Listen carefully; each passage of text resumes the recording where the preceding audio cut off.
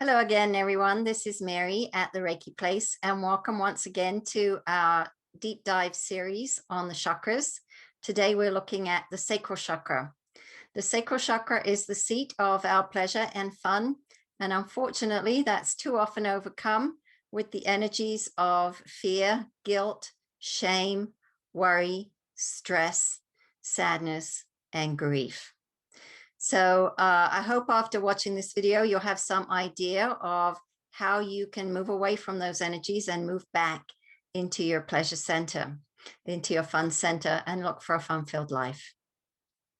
So let's take a look now at the sacral chakra. Svadhisthana means sweetness. This chakra is all about pleasure, taking pleasure in life, and the excitement, the fun. We say here, the fire in the belly. That is the energy in the sacral chakra. Unfortunately, many of us don't live in that place. We live in a place of worry and fear and stress. And we'll talk about that as we go along. But what I want you to notice is that this chakra is all about having fun. Here is the endocrine picture. So the sacral chakra, which is this orange one here, corresponds to the sexual organs, the gonads, which are the testes in the man, and the ovaries in the woman. We looked last time at the root chakra, which corresponds with the adrenal glands. In Chinese medicine, the kidneys are associated with kidney jing and are considered to be the gateway to life. The gateway to life being the creative force. And we talked last time in the root chakra presentation about how the adrenals sit on top of the kidneys, and how in the root chakra there is the life force, the force of life. Well, in the sacral chakra, it's about taking that force of life up a notch and moving into the energy of creation. So the sacral chakra is about creation. Of course, this makes perfect sense because this is where the uterus is. This is where the male sex organs are and the female sex organs, and the active sex. The sacral chakra is also called the sexual chakra. And the purpose of a sex, of course, is to create life, amongst other things. It's also about having pleasure, which is also what this chakra is about. So just a couple of interesting facts here to kick us off. The testes descend in the male from the inside to the outside just before the male baby is born. And that's reminiscent, of course, of the actual birth process where life is forced from the inside to the outside. There is a lot of fractal energy that we are going to look at in this particular chakra. There is fractal energy throughout all of existence and throughout all of our chakras. But I found in this chakra, the sacral chakra or the sexual chakra, for it to be especially evident. And so the testes descending in the male from the inside to the outside just before birth, mimicking the birth process. You see, that's a fractal pattern. Another interesting fact is that a woman has all of her eggs before she's born. And the numbers on this differ. If you look in the, if you look on the internet, you'll find all kinds of different numbers from 200,000 to 1 million, different number of eggs that a woman is born with. So I averaged out to possibly about 400,000 or somewhere below 500,000. And during her lifetime, she'll only ovulate 300 to 400 of these. The ova decrease as you age. And so that's worth knowing too, because women today are tending to have babies later and later, and they're tending to have to take measures for fertility.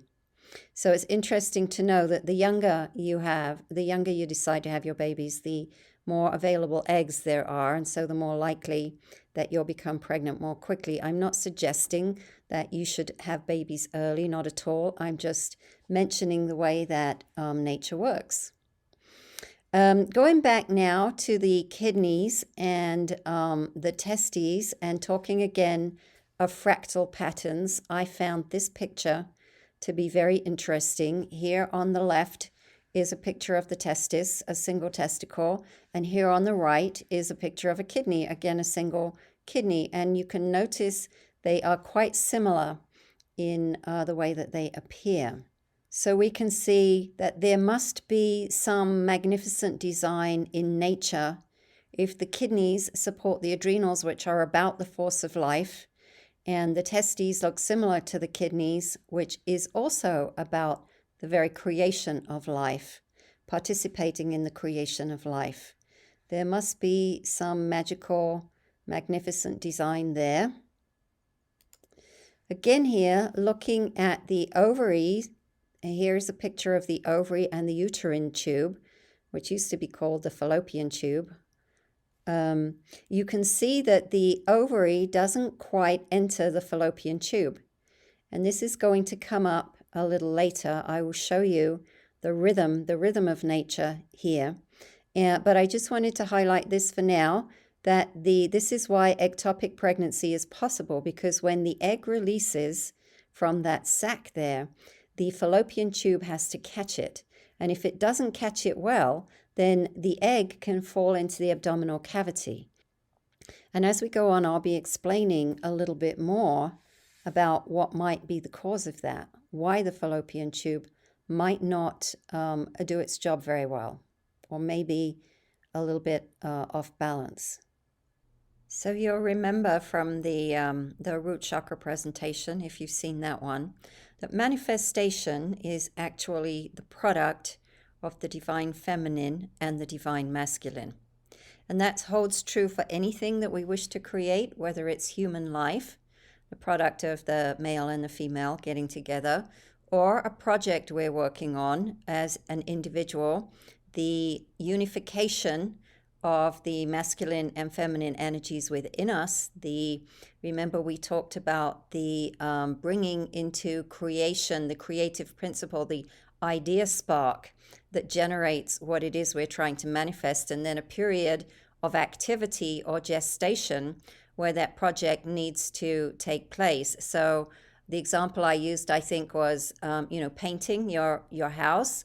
You have to first have the idea that you want to paint your house, and then you have to think about the colors. Then you have to go out to the store and buy the paints, and then there's a period of preparation where you prep the walls and put down the plastic, and then there's the actual period of painting, and then you sit back and enjoy the creation of a beautifully painted wall. And so this is what we mean by the masculine, the idea spark, and the feminine, the period of time where the project or the idea or whatever you're creating comes into being.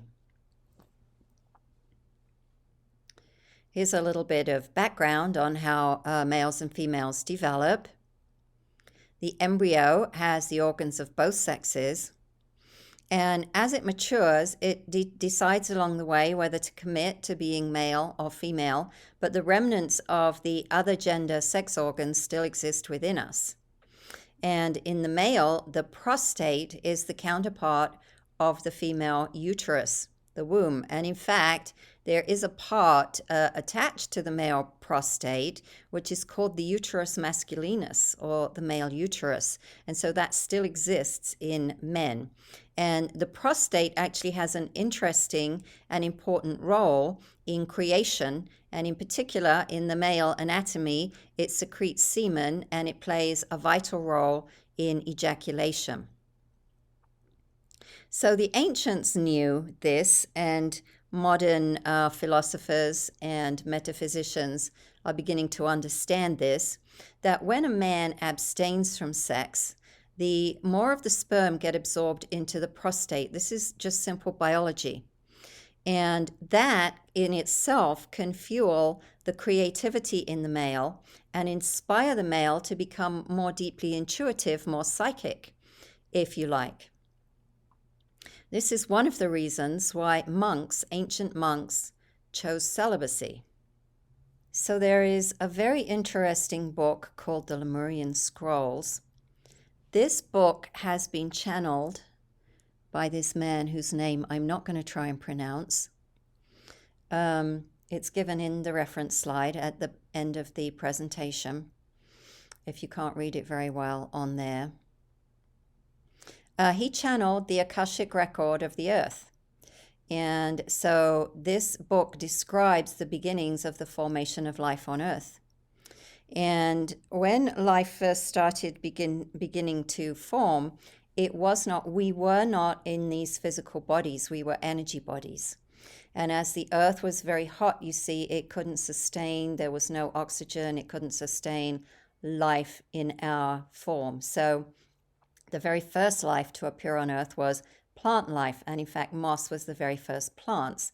And once plants had developed through photosynthesis the ability to take in carbon dioxide and emit oxygen, then the planet's atmosphere started to be supporting of human life. And as that evolvement of energetic body into physical body began to occur, there was a period of time where we were a little bit physical, but not very physical. And in those days, we smelled the nectar of flowers, and that was the energy that gave us sustenance.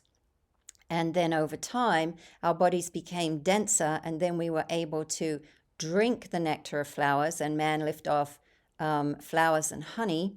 And then the earth cooled still more, and our physical bodies became even denser until we moved into the age of Lemuria, where we had physical bodies as we do today. And so the monks, the early monks in those days, in the days preceding Lemuria, the job of the monks was to anchor the energies on earth. And they did this through meditation, through being the light, through embodying the light, just as we as light workers today, those of us who know ourselves to be light workers, are anchoring the light, we're bringing the light, we're helping earth to raise her vibration. So the monks in those days were doing that so that human life could evolve. So part of their job was to help the evolution of human life on the planet. And it was a very noble job. And young men in those days would line up at the monastery and hope to be chosen because they wanted to be a part of that system. And some of them did it for life, but many of them just did it for a short period of time. So something like 6 months or a year or 18 months, they would come and they would take their turn at going into meditation and helping to anchor the energies so that human life could evolve. And so that's a total aside, but I thought it was very interesting because it does tie in with this idea that if you abstain from sex, then you can channel, as a man, you can channel that energy through the prostate into greater ability for manifestation. Now, no one's suggesting that you should all abstain from sex. I'm just mentioning the way that the biology works and that it might be helpful for some people some of the time to consider doing that if in fact they're trying to develop their psychic powers. And so the ultimate purpose of the sacral or the sexual chakra is, of course, creation. And there is a beautiful rhythm to this chakra, which we're going to explore a little bit. I'm calling it the seat of the divine feminine. Yes, I know the pineal gland is where inspiration and intuition come in, but where it really gets anchored in the body, where the vital force really starts to utilize the energy of creation, it's down here in the sacral chakra. So think of the seasons, the day and the night, the life and death, the circle of life. Think of all the rhythms that are in nature, the cycles of the moon, even the birthing contractions that bring life into being, that force life from the inside to the outside, that has its own rhythm. And of course, the act of sex also has a rhythm to it. So there are all these rhythms going on in the sacral chakra. And when those rhythms become unbalanced, that's when the bad stuff starts to happen. There is also the emotional force in the sacral chakra. Take a look at its connection to water. Think of all the things that have to do with water around the area of the sacral chakra. The water of the womb. When the baby is developing, it develops in water. It's not breathing air yet until it's born. And the menstrual blood and the semen all are fluid, all contain water. And then water, of course, is the classic symbol of the emotions, and this is the emotional chakra. So water is associated with the emotions in dream symbology. And water is also in the tarot, the symbol of the emotions, the cups that contain water. And all of the emotional symbology in the tarot represents emotion. Both water and both the oceans, the water in the oceans and the menstrual cycle are influenced by the moon. And the moon, of course, carries the energy of the divine feminine. The sun carries the energy of the divine masculine, the creative spark, the force, the heat of the sun, the fire in the belly. But the moon carries the energy of the divine feminine. That's traditional. There is in physics the notion of centrifugal or centrifugal and centripetal or centripetal force. Centrifugal is that push outwards, and centripetal is the pull inwards. And if you look at how the chakras work, the chakras are spinning wheels of energy that sit about 4 inches off the front body, pass through the body, and extend out beyond the back body. And the life force within the body is acting as a centripetal force, pulling the life force in through the chakras, whilst the universe is directing universal life force. That's the meaning of the word Reiki, by the way, universal life force. The universe is directing universal life force outwards using centrifugal or centrifugal force, whilst the body is pulling it in through the chakras. This is why chakras are described as wheels, because they're spinning. So it's just like watching water go down a drain. There is an action there where the gravity of the earth is acting as the centripetal force, pulling the water down, and the force of the water, the weight of the water, is acting as the centrifugal force, pushing the water down the drain and causing that spin. That water doesn't just flush down the drain, it spins down the drain. That's the centrifugal and the centripetal force at play. And that's the same way that your vital force comes into the body through the chakras. So we're going to look at those forces inside the body. So we first encounter it at the edge of the body in the spin of the chakras. And then we start to see these same forces at play inside the body. This is the rhythm or the dance of the sacral chakra. When the ovum is released from the ovary, it's caught by the uterine tube, the fallopian tube.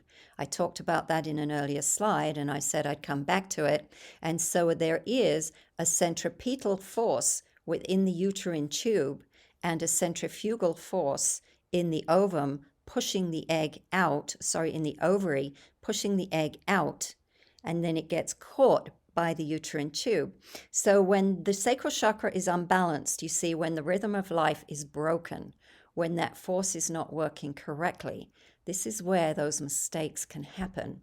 And the uterine tube fails to catch the egg, and the egg drops into the abdominal cavity, and it will either pass away, or if it happens to get fertilized, it can develop into an ectopic pregnancy.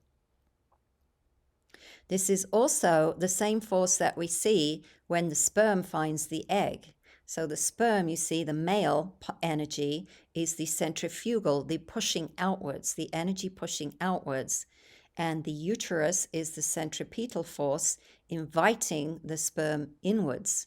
So there again, we're seeing these two opposing forces that are acting, that are drawing each other together, the sperm to the egg, that creates that first life.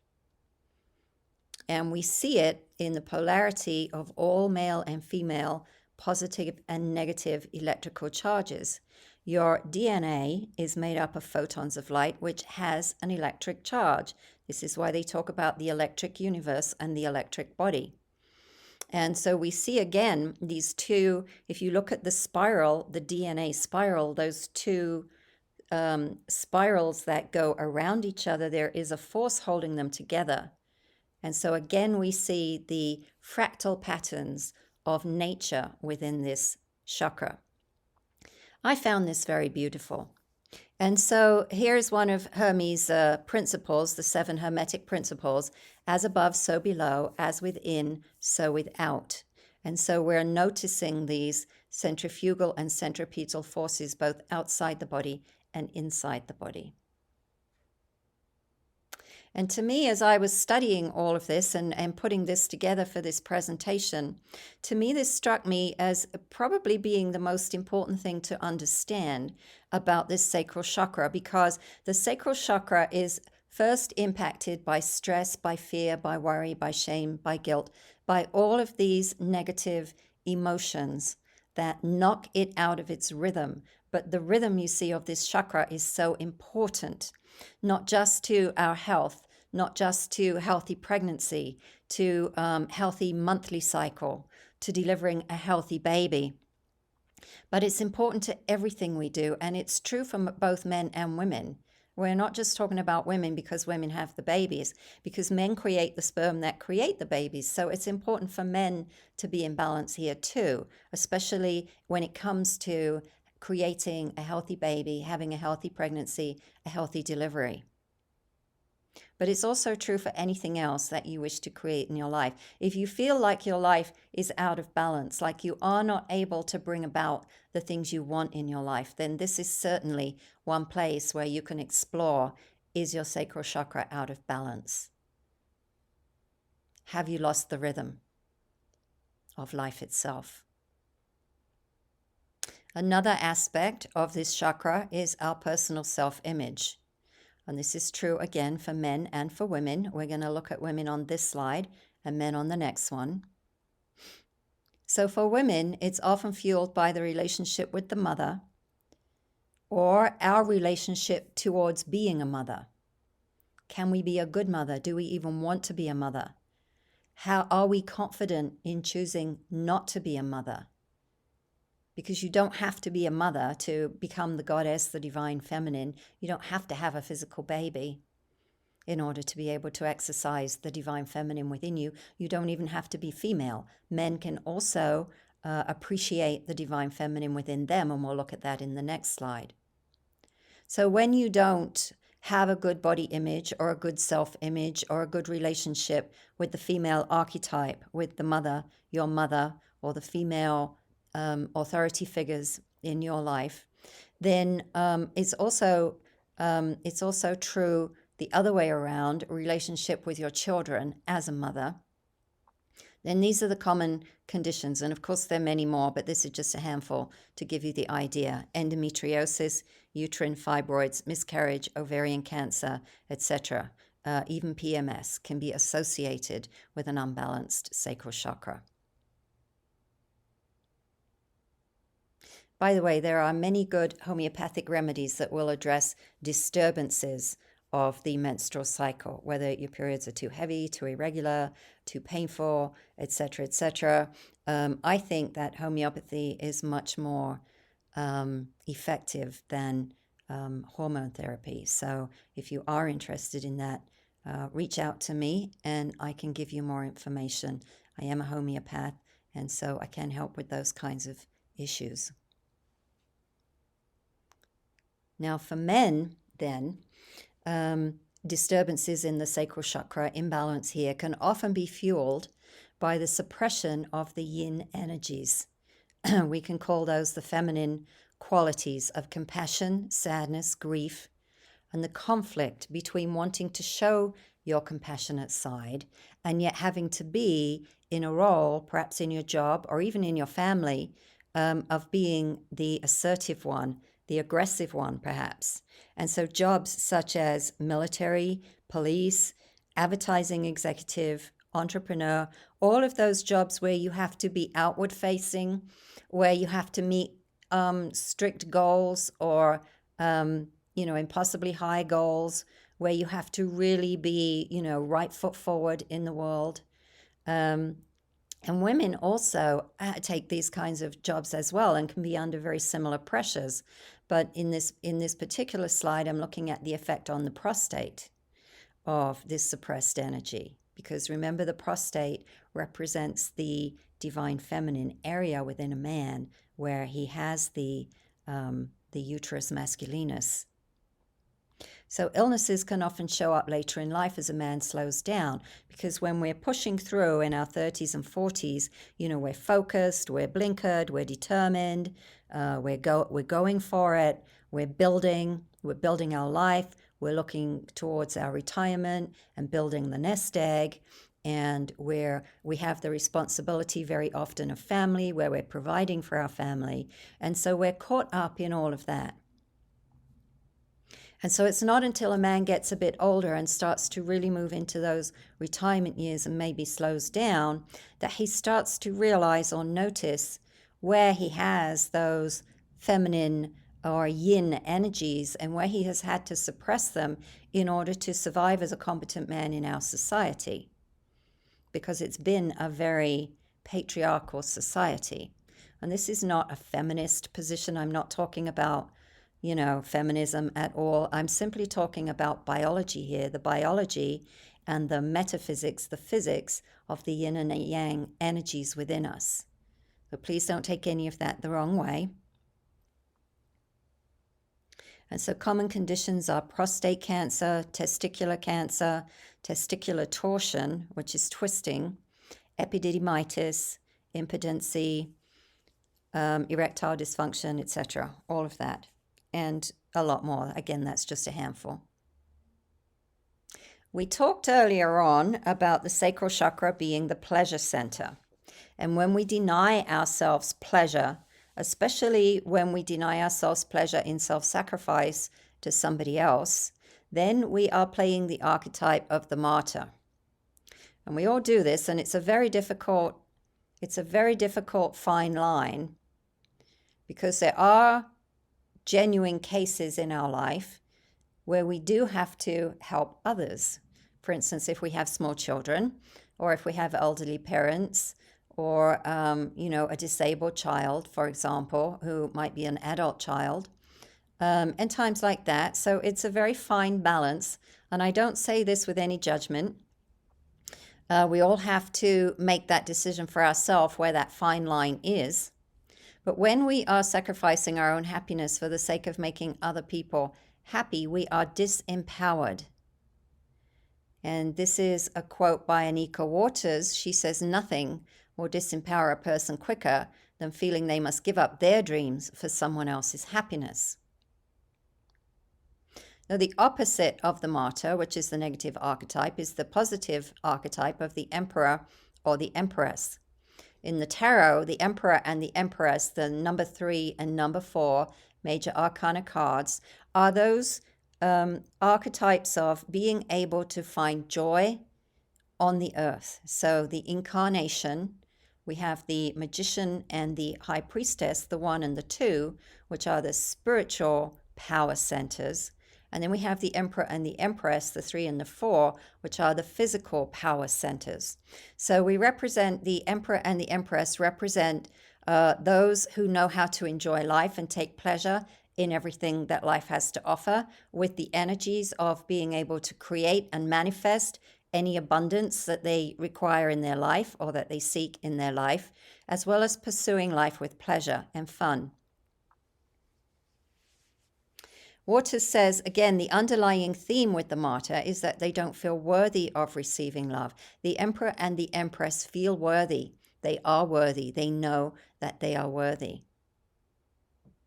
And so if you are having to be cast into one of those roles where you do have to look after someone and it's very hard, I would invite you to think about ways that you can bring fun into your life despite having to take that role. And I would invite you to think about ways that you can take pleasure, find the joy in that role, the joy of helping someone versus the drudgery of helping someone perhaps. And oftentimes just by turning something, just like when you have a crystal and the light breaks through the crystal and it refracts and it creates those beautiful colors of the rainbow. If you turn it just a little bit, you can change the light breaking through the crystal from red to orange to yellow to blue to green to whatever color of the rainbow. And so sometimes just by turning a problem around or looking at it with a little bit different perspective, we can change the way the outcome is for us. So that's just something I think perhaps to think about.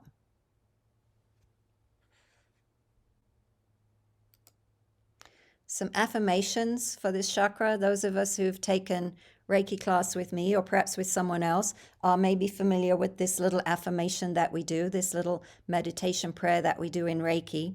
Today I choose joy. Today I choose peace. I am in harmony with all living things. I am deeply grateful for my many blessings. Today may my light shine. This is a perfect affirmation for the sacral chakra. I am entitled to love and happiness. I am beautiful, lovable, and worthy. To be worthy, to be lovable, to be beautiful, you simply have to exist. Too often in our society and our culture, we identify ourselves by our accomplishments, by what we do for a living, rather than by the fact that we simply exist.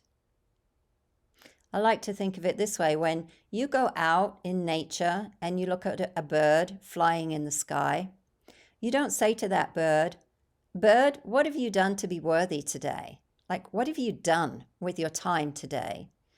And when you look at a tree that's maybe been gnarled and beaten up by the weather, by lightning, struck by lightning, or hit by hail damage, you don't look at that tree and say, "Tree, what have you done to be worthy?"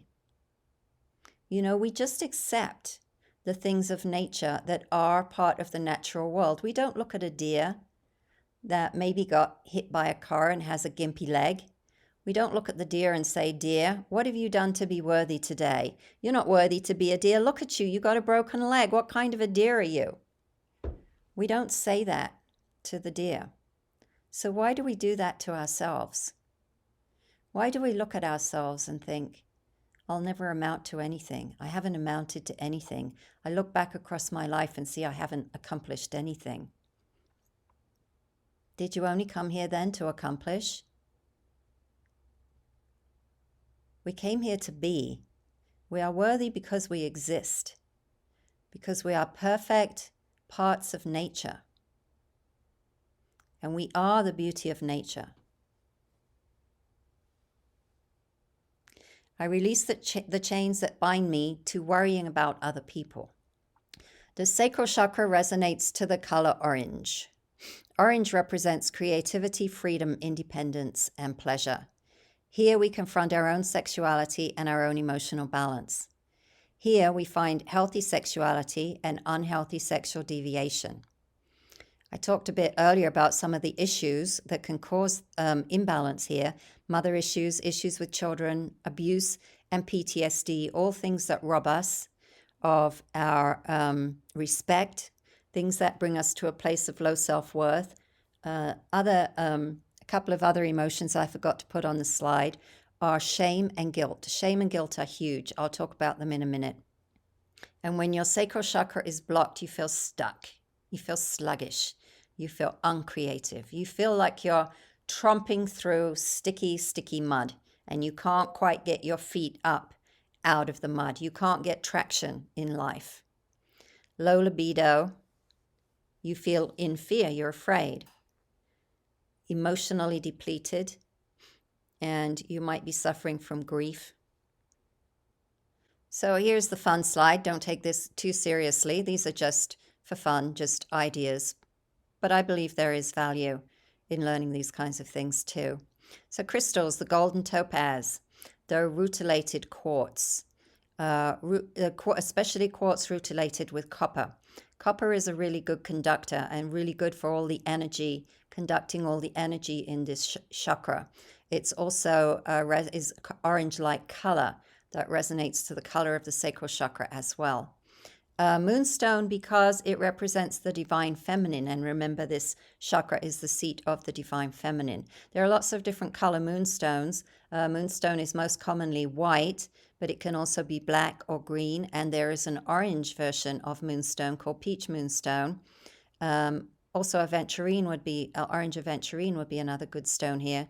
The citrine carries light, the energy of joy, happiness, of being able to manifest. Citrine carries that energy, so that would also be very good for this chakra. And then tiger's iron, which is a combination of red jasper, tiger's eye, and iron in combination. Metals are very good for the lower chakras, for the root and the sacral. The metals are very good, and there is metal in tiger's iron. And then tiger's eye itself. And any other orange stones you can think of are also good. Carnelian's also good for this chakra too. Essential oils, when you're choosing an essential oil for the sacral chakra, think of the earthy ones that are also a little bit heady. So like amber is earthy, and jasmine and ylang ylang are very heady, and then sandalwood is a combination of being one of those sensual aromas with the energy of the wood, the earth, for the sacral chakra. Musical notes D, the solfeggio for 17 hertz, that's the re, ut, re, mi, fa, so, la, I think is the solfeggio scale. So this would be the re, which is equivalent of the D in the standard musical scale. And then the animal is the fish because of its association with water. And the fish is also the star sign Pisces, where the two fishes are swimming against each other. The sacral chakra is very Piscean. There is a lot of that romantic and intuitive energy, which is similar to the astrological sign of Pisces in this energy. So I think the fish suits the sacral chakra very well. Also, I think perhaps the dolphin and the whale, which are not fish but mammals, but they have that connection to the water and also that deeply intuitive sense in those two, the dolphin and the whale. And especially because they like to take the deep dive. They like to dive and then come up for air. Also, the sea turtle. The sea turtle, again, the association with water. And the sea turtle is a symbol of survival of abuse. And abuse will very much settle into the sacral chakra. Again, as I said, these things are just for fun. Don't take them too seriously. But if you're looking for a symbol like a charm for a bracelet or a necklace to wear, either a fish, a dolphin, a whale, or a sea turtle would be good if you're trying to balance this chakra. And now foods that feed the sacral chakra. Carrots, which are also roots, and so they're also good for the root. They're also good for the sacral chakra because of the color orange. Pick the orange carrots, not the other color carrots.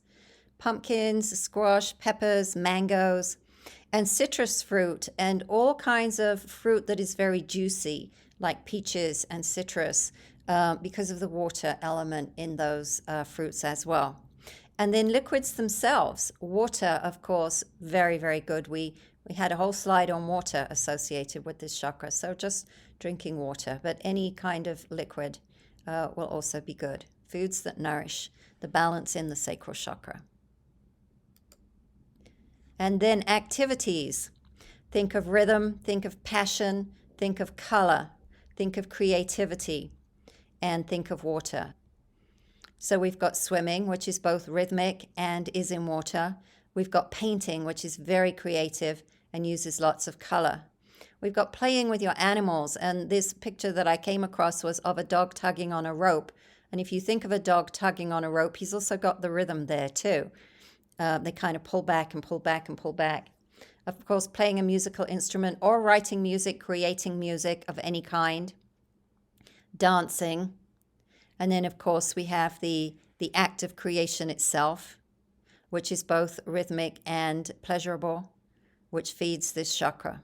And now we're going to talk about some orange auras. I like to include the auras because I have learned so much from doing aura pictures and especially looking at the before and after Reiki.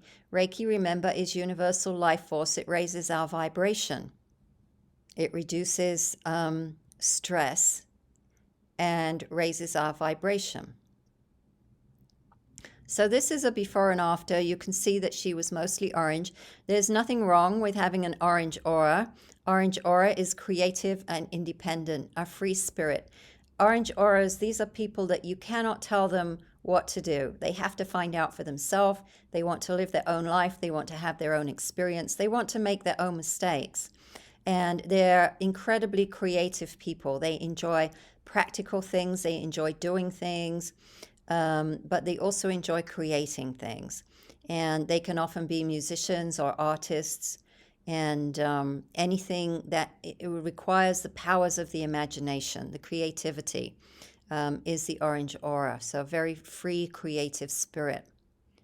But in this one, you can see on the picture on the left that her root chakra is a little bit wobbly and the solar plexus is too big. Also, she has a slightly enlarged crown. So there's some worry going on there. I can see because of the energy in the crown chakra and the energy in the solar plexus, she's worrying. And because of the energy in the root chakra, I can see that she's probably worrying about physical things. Something's going on in her life. Maybe she changed her job. Maybe she's dealing with a sick relative, something of that nature that's affecting the root chakra. And then after Reiki, you can see her color raises up to the next chakra level, which is yellow. And yellow, in this particular yellow, there's some golden yellow as well. And her chakra balance has settled down. It's still not perfect. Nobody's is ever perfect, but it's much more balanced than it is in the previous picture. And the gold in the yellow is more of a spiritual color. So she's come into this beautiful, dreamy, spiritual state, which the yellow color represents joy. It's the color of the intellect. It's also a highly creative color. It's the color of being back in your center, back in your power. And so that's a beautiful transition there. This is not a before and after. These are two different people in these pictures. So on the left, where I say this person is a bit mixed up, you can see that the colors, the chakras, are completely unbalanced. There's a big, a small, and there are too many colors. Too many colors indicate confusion. Most of us will have one primary color or two primary colors. Occasionally we'll have three colors, but this person has several shades of green. They've got the turquoise going on. They've got the orange and the white. Now, the white here is a very spiritual color, so this person is actually quite psychic and very connected spiritually. This is a very spiritual aura, albeit one of somebody who's a little bit mixed up. But the splash of orange there in the aura is showing stress. And that stress is coming from the solar plexus. If you look at the throat and the solar plexus, you will see that, again, they're empathing. This person is very empathic. And they are probably just picking up a lot of other people's stuff. But they also have some of their own stuff, which you can see in the root chakra because it's wobbly, that they've got some of their own worries, and then they're picking up a whole bunch of stuff because they are just, this person is just like a little antenna walking through life, picking up everybody's stuff. I can tell that from just the spiritual energy, from the balance in the chakras, the enlarged throat chakra and crown chakra, and the shut off third eye. You might say, if they're picking up things, wouldn't their third eye be big? No, they've shut their third eye down because they're picking up too much. And then the person on the other side, the right side, this person is showing signs of stress.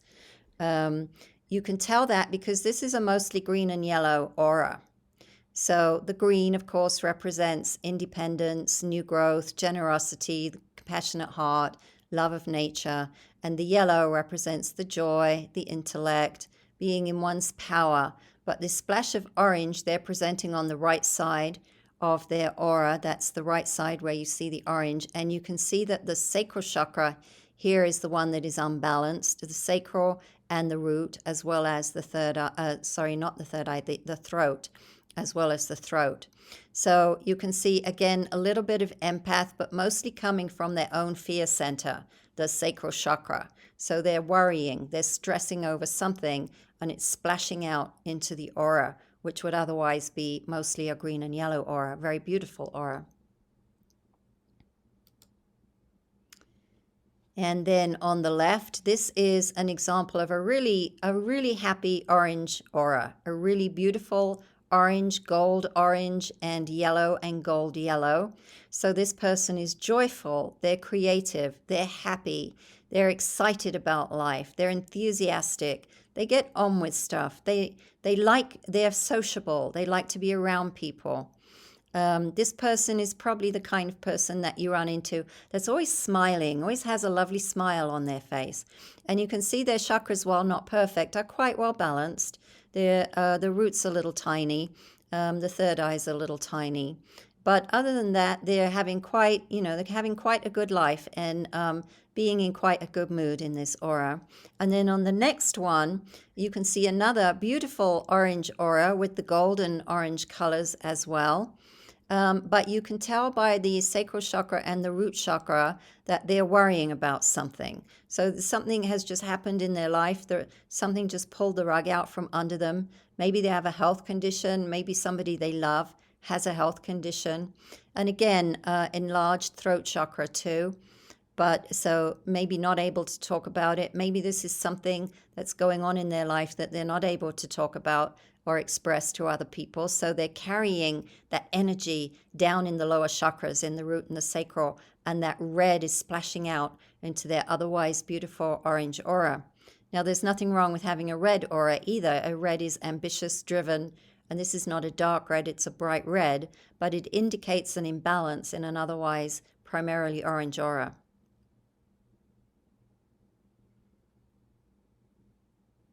I want to talk about letting go of worry. And I'm also going to talk about guilt and shame. So we are each on our own life journey. Every one of us has our own path to tread. And every one of us has specific challenges that will come in for us. And this is true of our loved ones, even our children. We will watch our children at times walking difficult paths, and that will wrench our hearts. But the sad thing about worry, while it is completely normal and natural, is that it doesn't actually help anyone. It creates what we call an energetic hook and creates this little black cloud that lives over the person that we're worrying about and actually makes life a little bit harder for them. I know it sounds contradictory and against the grain for you not to worry, for you to be happy while somebody in your life is unhappy. But the way I like to think of it is this: if one person is unhappy or going through a difficult period, they're generating a certain energy, they're expressing a certain negative energy. If we go through that with them, if we worry for them and go through that energy and empathy with them, we are doubling the amount of negative energy in the universe. If we can somehow tread our own path and honor and respect them and love them while they tread their more difficult path, and yet ourselves be in a place of light, be in a place of joy within ourselves, then we're creating light. Then instead of doubling the negative energy, we are increasing the amount of positive energy that is in the universe. And as we radiate that outwards, they then can stand in our light instead of us standing in their darkness. This is how I like to think of it. We cannot change their destiny path. We can help them, we can offer them practical help, but we can't, if they have to have a life lesson, if that's in their destiny path to learn a specific life lesson, it will keep coming back around until they learn it. So if we try and take that away from them, we're actually dishonoring them and delaying their ability to learn it for themselves. Now, I know this is simplistic, and you can think of any number of situations where it's very, very difficult to do that. But if you can go back to thinking about the energy of the light, the energy that you are creating from the state that you are in, if it's possible for you to find a way to be in a higher vibrational state, in a higher, more elevated emotion, then that will help them more than worrying about them.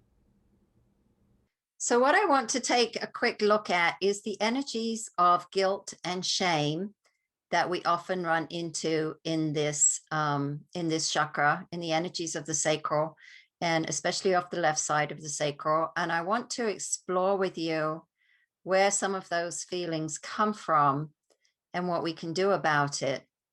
I call guilt and shame the man-made emotions. These are often feelings that we are pressured into experiencing. And when you are in these emotions, when you are experiencing guilt and or shame, you really are denying yourself the joy and the beauty of learning through your own experience. First of all, guilt and shame don't further any cause other than propagating illness within you. They don't help anyone. They don't solve anything. They don't undo anything that you've already done. If you are truly guilty about something that you do think you acted unwisely or poorly, of course, there is always the ability to apologize and ask for forgiveness. And once you've done that, whether or not you receive that forgiveness, because other people are all in their own pain as well and may not be in a place where they're ready to forgive you, but at least you've done what you can do. And so that gives you permission to give yourself permission, I think, to move on from that feeling, because you can't do more than that. You can't undo what you've done unless you can undo it, and then go ahead and undo it. But many times we carry guilt about things that are in the past, and it's not possible to go back. And so we're stuck in this situation of having to live with whatever was created. But I believe that life is a series of experiences, of experiments, if you will, in things that we like and things that we don't like, in things that bring us joy and things that move us away from our joy. And so as we go through life, and we may have made mistakes that we now feel guilty about, why not instead try and convert that energy of guilt into the energy of looking for the lesson that you learned from the experience and being grateful for the lesson? Because now the person you are today is the result of, let's call them mistakes for the sake of argument, the mistakes you might have made in the past. And you wouldn't be at your level of understanding today. You wouldn't be where you are today. You wouldn't be at your level of knowledge if you hadn't lived through those experiences and gained that experience. And so that is something I think to be grateful for and not guilty about. Don't let anybody else make you feel guilty. If you can reconcile in your own mind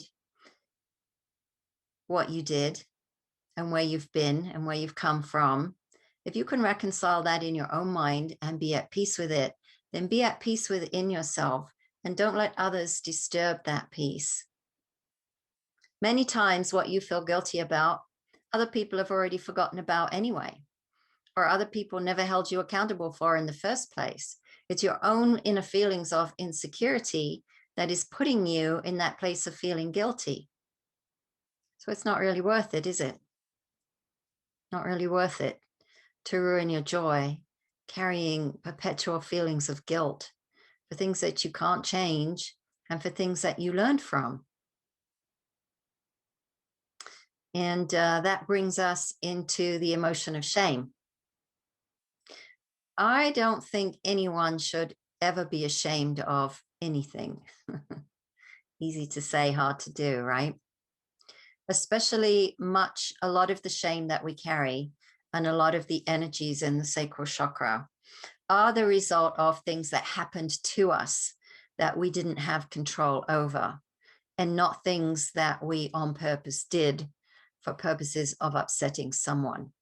If you've done something on purpose out of spite or anger, there is always, always the ability to apologize and show remorse and maybe take remedial action to remedy something that you might have done, if that's possible. But many times shame is coming from abuse. It's coming from times when we've been abused verbally, mentally, sexually by more powerful people around us, older people around us, if we were children. And we are living in this shame and humiliation.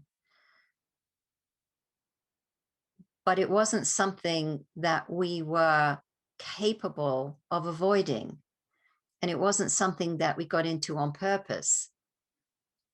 Sometimes these situations occur because we're being extra nice, because we don't want to hurt other people's feelings, because we don't want to get people in trouble, or because we don't believe that someone will take our side. And so we hide in shame. We bury those emotions deep down into the sacral chakra, causing all kinds of problems, some of the problems that we're talking about here in this video. So I am in favor of letting go of shame, standing in your power, standing in your self-worth, knowing that if there was something you could have done differently, it probably would have occurred to you in the moment. And so trying to accept that everything that happened to you happened because you were putting forth your best effort in the moment. Were you not? Were you not trying your best at those moments in your life when things occurred, when things happened to you, or when you made small mistakes or even big mistakes? But you didn't do them on purpose. That's why they're called mistakes, because they happened by accident. And so let that stuff go, and you'll have a happier, healthier, more balanced sacral chakra. So the absolute best things for the sacral chakra to maintain balance and health, to maintain the rhythm of life in this chakra, is to get out and have fun and to stop worrying about everyone and everything, and importantly, to let go of fear. And also, as I talked about, the shame and guilt. Try and move out of shame and guilt. You don't deserve to be guilty. You don't deserve to be in shame. You haven't done anything really terrible in your life. All you've done is lived a life, lived your experience, gathered experience, learned from your experience. I love the poem Desiderata by Max Ehrmann. You are a child of the universe. Just like the trees and the stars, you have a right to be here. And whether or not it is clear to you, no doubt the universe is unfolding as it should. That's Desiderata by Max Ehrmann. You can look it up if you're not familiar with that poem. It's a wonderful philosophy, and it's helped me a lot in my life.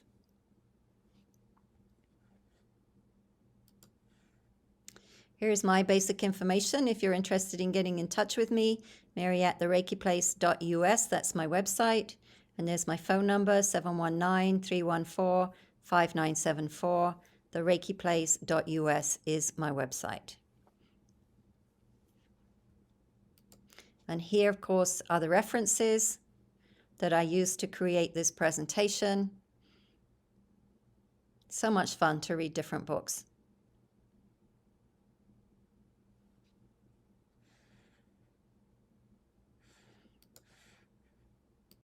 And so I hope you have enjoyed this deep dive look at the sacral chakra. I hope you learned something. I hope you got something out of watching. I do read all of your comments, and so if you care to leave a comment, I will appreciate that. Or like and share this video, and subscribe if you want to receive notification when we get into the next one in the series, which is the solar plexus chakra, your inner sun. So thanks again for watching, everybody. Take care, stay well.